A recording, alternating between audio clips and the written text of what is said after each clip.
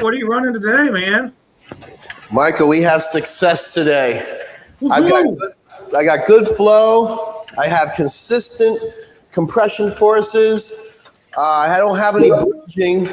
Check this out. Here's my feeder. I'm running it real slow. Oh, that looks real slow.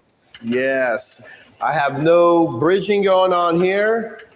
How about my rat hole? My rat hole is gone. It is not there, my friend. It is gone. I'm using microcrystalline cellulose and dicalcium phosphate again.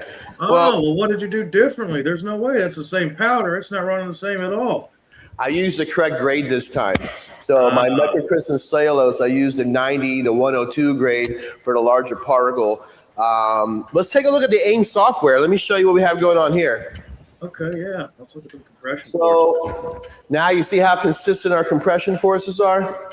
Oh, yeah, those curves are nice. Yeah, very nice. I'm running only at 20 RPM turret speed, and my feeder is only 5. Let's bump this turret up. Let's go to 50 RPM. I'm going to keep the feeder at 5 RPM because I like to keep the feeder as slow as possible, but still give me consistent tablet weights. My forces have not changed much at all, which means my weights have not changed. So I have an optimal setup here, Michael. I got a slow feeder, fast turret, consistent compression forces, which means my weights are consistent. I don't have any bridging going on. I don't have any rat holing going on. So yeah, this is looking really good. Yeah, let me stop the press here and welcome everybody to episode number 3. Yeah, here we are, episode number 3. So as you can see, Robert fixed his previous issue. We used the correct grade of excipient this time. So it's the only thing that changed, right? So yay, we have success. And just like last time, we're going to continue this discussion on how we get powder to the feeder. So this episode is feeding the feeder, getting us to that feeder. And then we'll go over paddle design as well as some other intricate items we could do from an engineering side for episode 4. So in this episode, we're going to talk more about the engineering aspect of stuff. So let's go ahead and introduce our guest speaker, Randy Young from Natoli Engineering. And Randy's going to go through a series of slides that'll help us understand when you're stuck, right? So Robert had the ability to change the formulation, right? He's in a lab setup, but sometimes you're stuck with what that formulation is going to be. You can't change out your excipients. You don't get any opportunity. So what can you do when it comes to that type of scenario? How can you prepare for it? What can you do to mitigate it? Randy, you want to introduce yourself real quick and then kind of kick us off here? Hi, I'm Randy Young, and I'm with Natoli Engineering here in St. Charles, Missouri. And I'm fortunate that I get to travel around and work with a lot of different customers supporting our tooling efforts, as well as I oversee the tablet press sales that we have and the R&D group, which we're developing R&D tablet presses and R&D software. So I get to experience a lot of what all of you experience. I just get to see it in a different way because I'm usually not on site because they wanted me to come to lunch. I'm there because they had a problem. Yeah. And I get to see that problem firsthand. And that's what I'm going to share with you today, kind of what got us where we are today and the knowledge that we've gained along the way. Great. All right, so start us off. We'll go through Randy's slide deck. He put together some examples for us. So Randy, what are we looking at here? Yeah, these are typical. This is the history kind of feeders. These are your hoppers.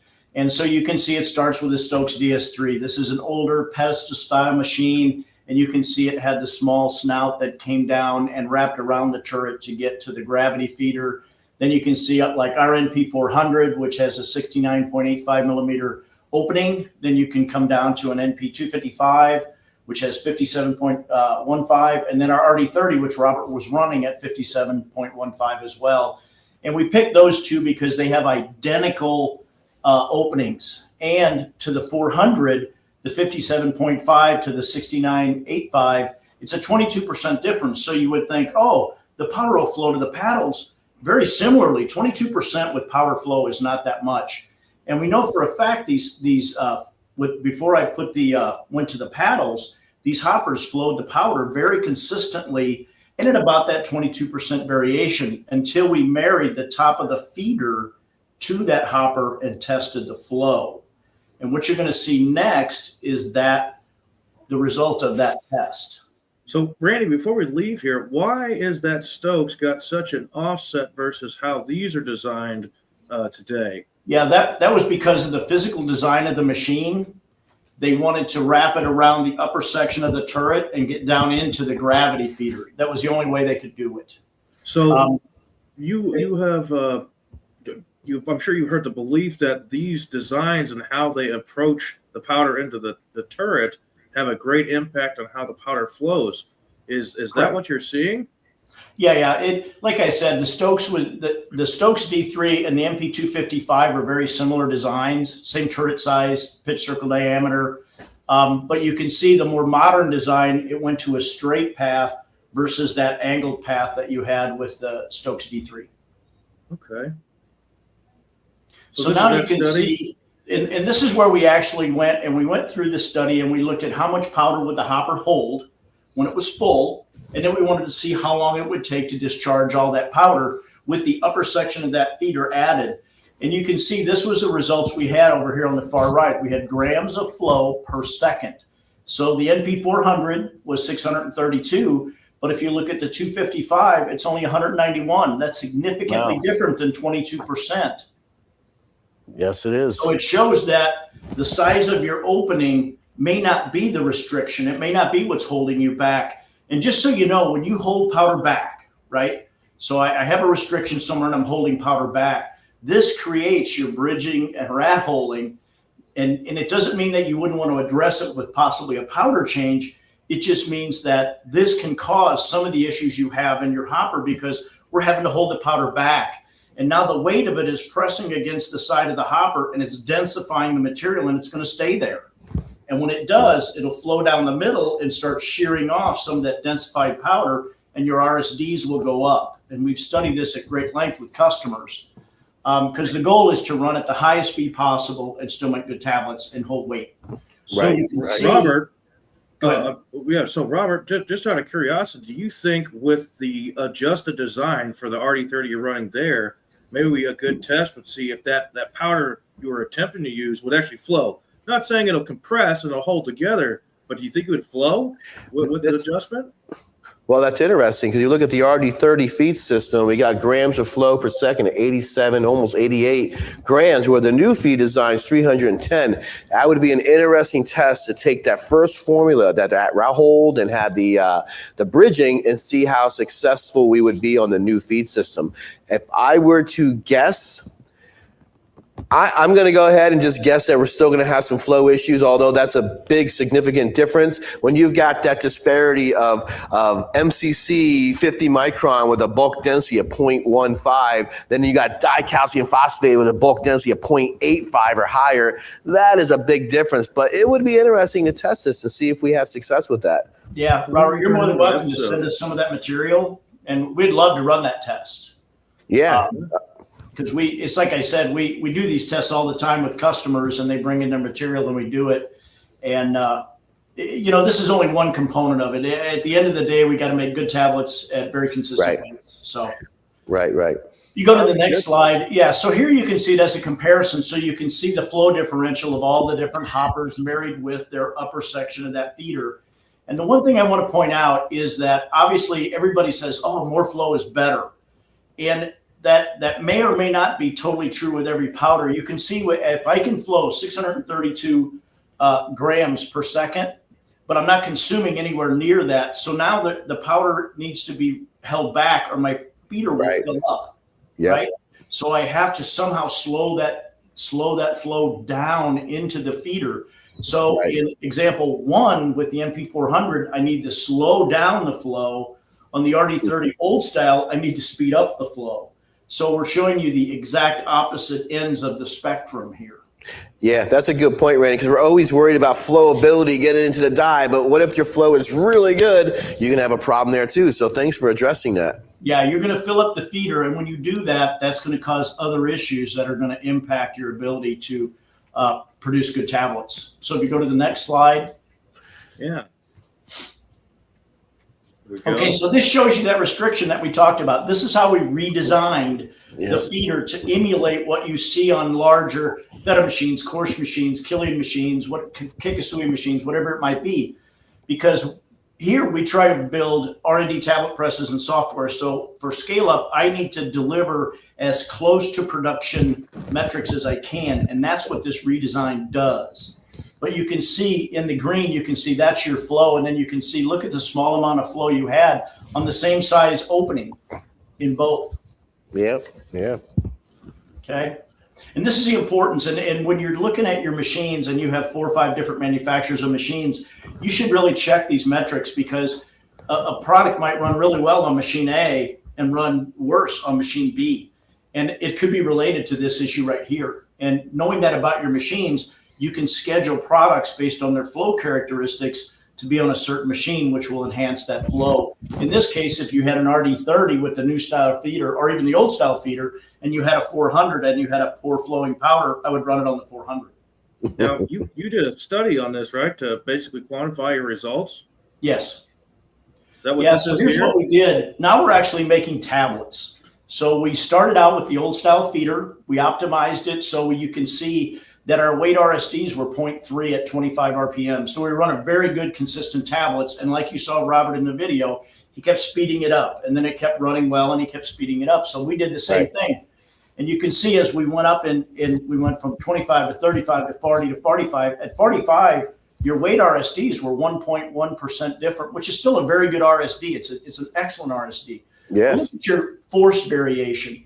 Force variation is an indicator of what's going to happen in the tablets eventually. Okay, that's why we use it to manage auto weight control, and we use it to manage if we're making changes on the press, because force tells us we have a problem before weight tells us we have a problem.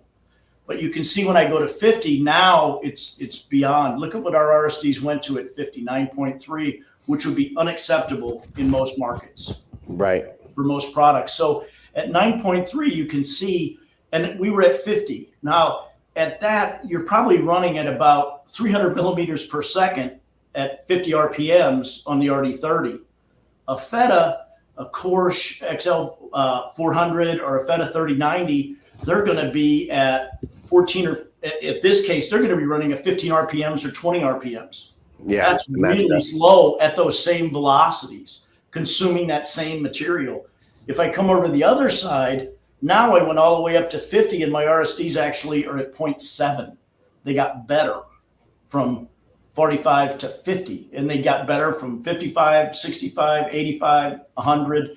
They continually got better because we improved the flow into the paddles.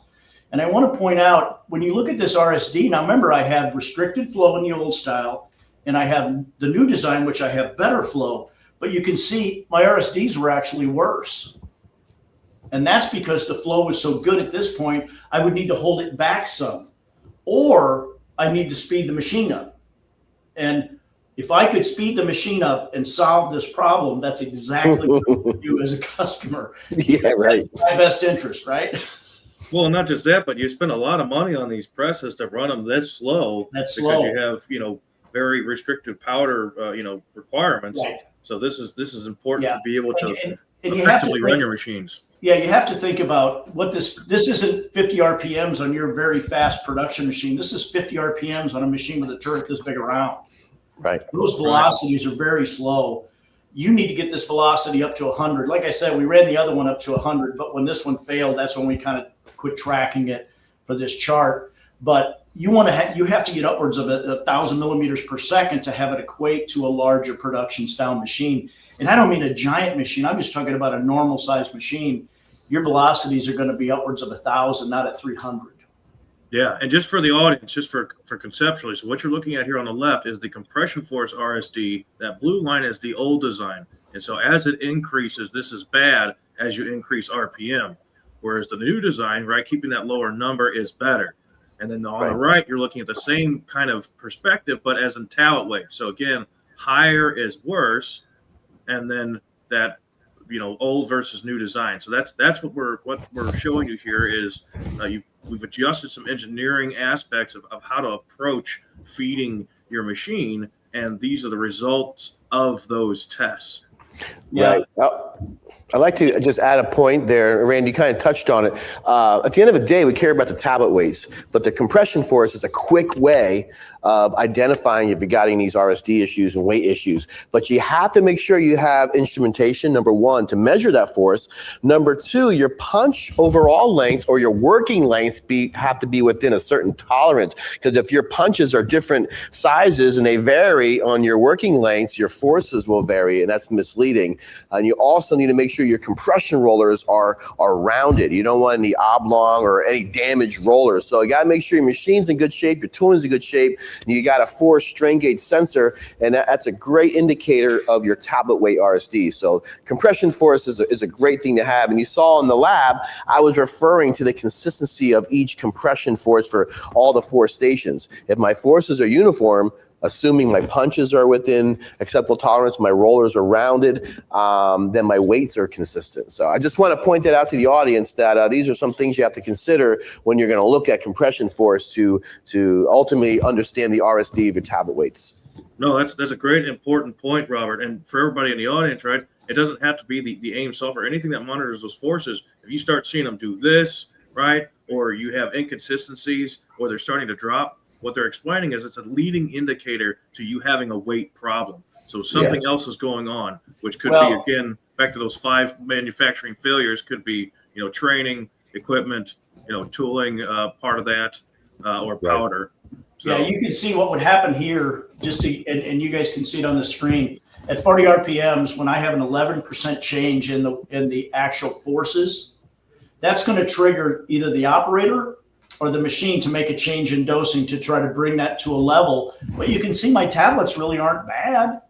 They're not as good as they were at a slower speed, but they're not bad yet. Right. So now I make a change. Well, now I'm hunting. I'm trying to find it now. Versus on the other side, you can see my forces were very consistent. So the machine never made a change. The operator didn't see the need to make a change. Right. Just ran. This on the left, what you would see is the operator or the machine would continuously hunt for the proper dosing to try to get these tablets to be consistent.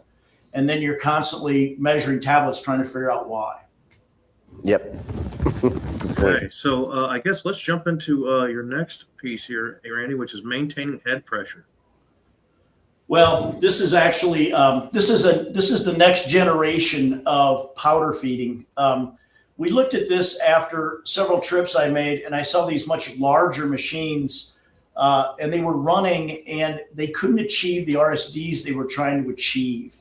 So we started looking at this whole concept of powder flow and how it worked, and we started studying head pressure, and we started looking at powder densification in the hopper.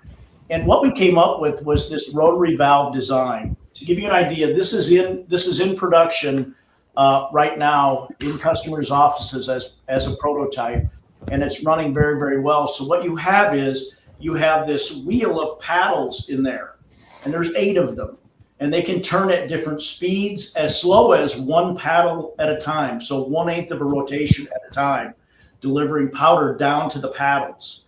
And this allows us to get that head pressure to be consistent with the consumption of the tablet weights of the powder and to the size of the orifice in the tube that you're using to feed those paddles.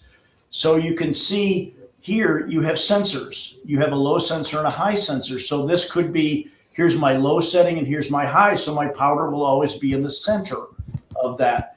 You can set it so that I'm only using the low sensor. So when the low sensor gets uncovered, it makes 1 revolution of a paddle. Mm-hmm. It drops 1/8 of a rotation of powder right on there to cover up the sensor. So I have a very tight distribution. I'm only putting this much powder in at a time. Yep. So what happens then is now you see your RSDs just level out.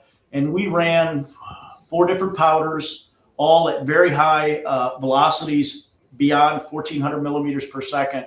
And we were holding less than 1% RSDs. Wow. And these were all in multiple industries. This just wasn't one industry, and we picked it and we said, okay, we'll call that good. This was, it went from everything from Nutra to industrial to pharma. So you're controlling the flow of powder before you're controlling the flow of the powder to the die.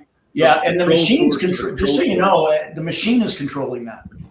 We built algorithms into the software so that the machine is now it sees its production and it sees its forces, and then it automatically adjusts that based on that sensor. So this would be a scenario where you're feeding too much or just enough. What you're correcting for. So like going back to that MP400, maybe the amount of flow you have is too much, and you want to actually keep it consistent. True. Is what you're saying. Well, true, but this is a different conversation. Okay, so I had this monster hopper, right? It held 11 kilos. Okay. So what happens when if I closed off the bottom and I filled 11 kilos in that hopper? What happens? It pushes out against the sides of the hopper, right? With the force that is generated by 11 kilos of material. And now I've put it down into a little funnel, and then I put it down into a 69 millimeter tube. And I'm pushing against it like when you compress powder in a die. And I begin to densify that material. And now I'm moving that densified material down into my feeder. My paddles are picking it up, and then it's getting into the die. This is contributing to your RSD variation. Here, I'm getting no densification of the powder because it's in small quantities. It's less than a couple kilos. No, that's 11 compressed into a hopper. If you had an overhead fill system and it were a vacuum transfer system, and you get these charges that are 3, 4, 6 inches of charges, you'll see variation in your RSDs when it drops that charge because it shocks the system and it pushes against the paddles, and then that affects your RSDs because I got more powder densification. All right. Well, we're actually a couple minutes over time here. Let's pause here. Let's go to the audience for questions. Everybody, we're going to have to pick this up next week. So we're going to have episode 4. This could be a part 2. There could be a part 3 here. But at this point, let's go ahead and shift over to the audience and let's see if we can get some questions going.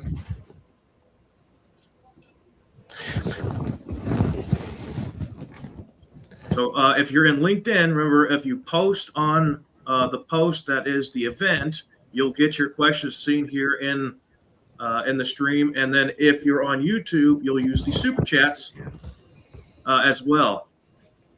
Michael, is our next episode next week? Have we scheduled that officially?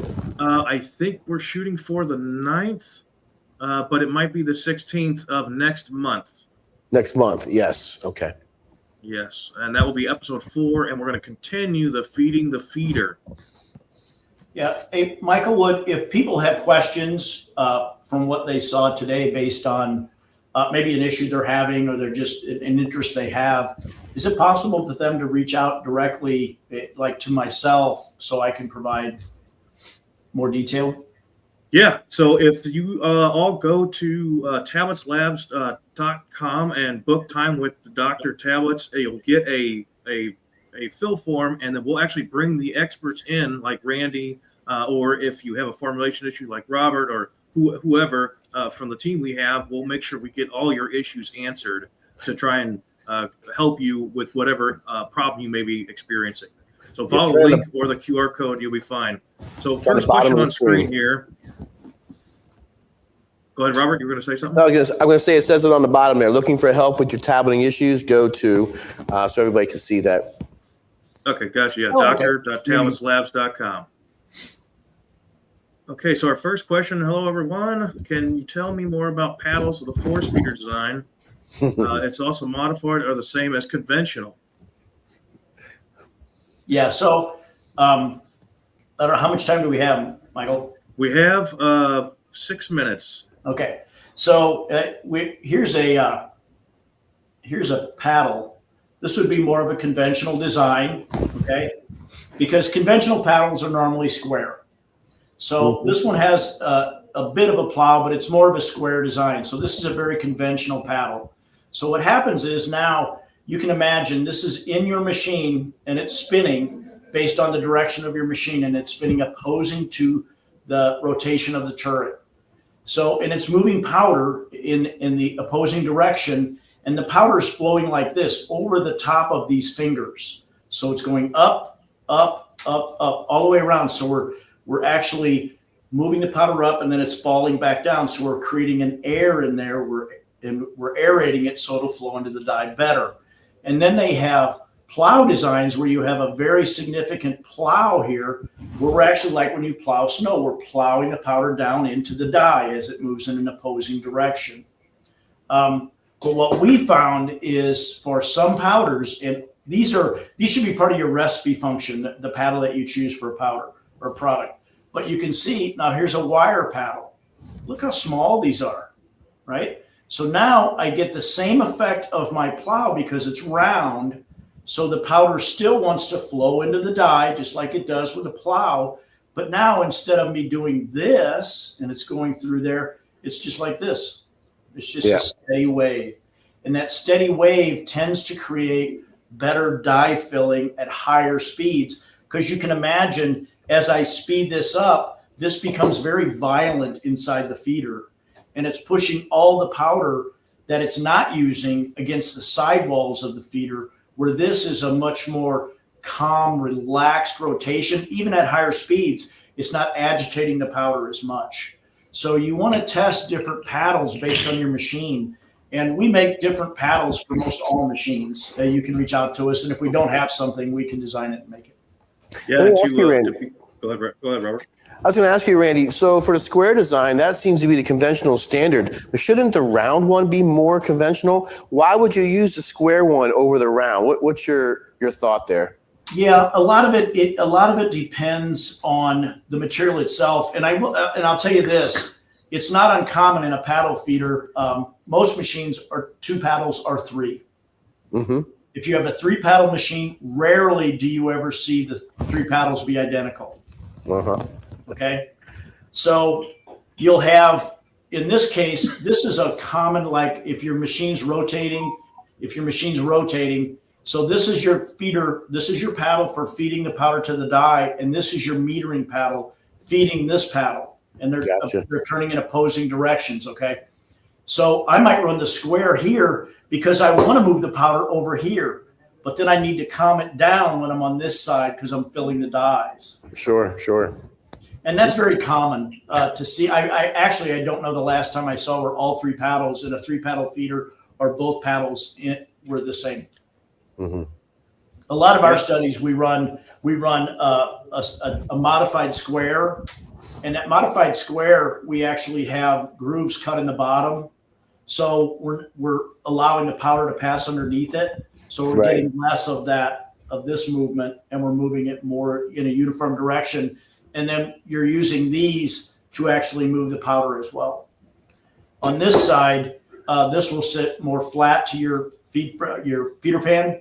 And then you can see you have raised ones and lower ones. Again, we're trying to calm that powder down. And at a point, we do want to get these paddles as close to that die bore as we can. Great question. Also, next episode, we'll be going into that force feeding design as well as different paddle designs in more detail. So do tune in for the next episode. We'll be jumping through that with different examples and some other tips and tricks there. All right, so let's see if we got another question here. Go ahead and post again. If you're on LinkedIn, go ahead and post to the event posting, and your question will show up. If you're on YouTube, you'll run the super chats and post a comment in there, and it'll show up, and we can show you here on screen.